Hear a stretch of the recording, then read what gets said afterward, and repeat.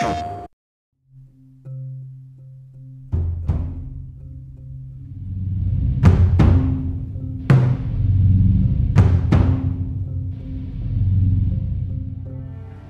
really want to make sure that there's that contrast between the negative space and then the high tension spikes. You need the exploration, you need the scavenging, you need something to say like, okay, I'm setting a certain tone and a patina here so that then we can contrast that with some stark changes. We need the intensity to strike a different chord.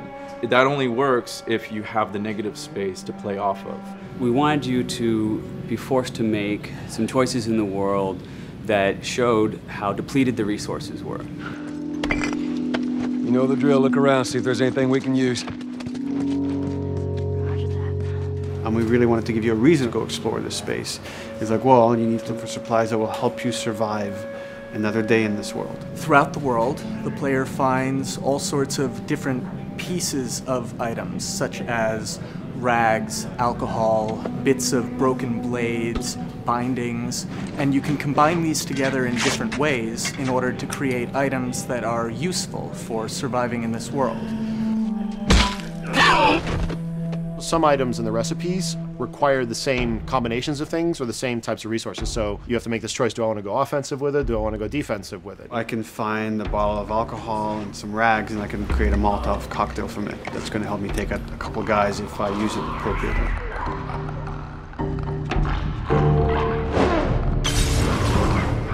Or I could use those same ingredients and craft a medkit.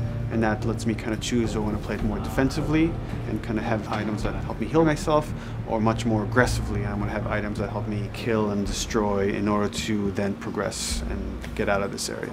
Molotov and medkit are not the only ones that have these interesting overlaps. You can craft a shiv out of a binding and a blade so that you can sneak up behind somebody and take them out more quickly and more quietly, or can be used to jimmy open locked doors. So you are expending a binding and a blade in the hopes that there's going to be something awesome on the other side of that door. Or you could craft a melee upgrade. So you might have some nails that you've picked up or a pair of scissors or something. You're going to be able to use bandages and use these things to attach them to the 2x4. So now you've got a more powerful melee weapon. This is something you're going to be able to run and take down an enemy in a single blow.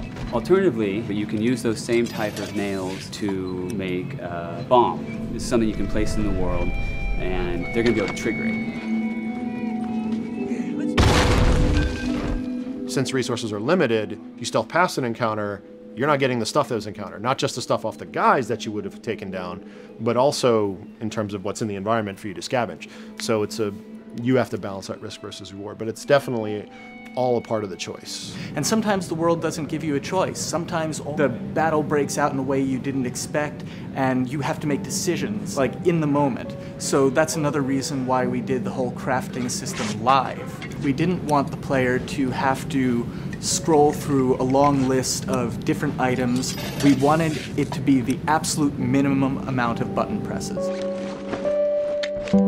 The thing that I hate about any game's UI is when it pulls you out of the game for too long. So that was a challenge to reduce it all to like that half of a screen, and you want to see Joel, you want to see like what's going on around him and be aware of what's happening so you don't have an infected run up on you and start beating on you when you're crafting shivs and stuff. So we needed to make it streamlined and fast enough that you felt like you could take just that moment and be able to craft that thing that's going to mean your survival in the next 30 seconds or your failure to survive.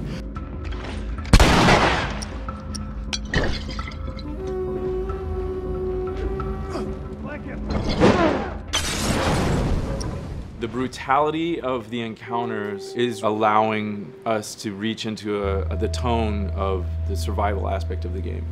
When something comes up in their way, whether it's a human or infected, then Joel and Ellie, you hear them whisper to each other and you see their animations change. Everything, their whole demeanor reacts to the scenario in front of them. And that's the same feeling we want you to have when you're holding that joystick. It's just like, oh, okay, what do I have in my inventory? How many are there? Where are they at? Locate them and try to figure out, okay, what are we gonna do? Joel, there's something over there.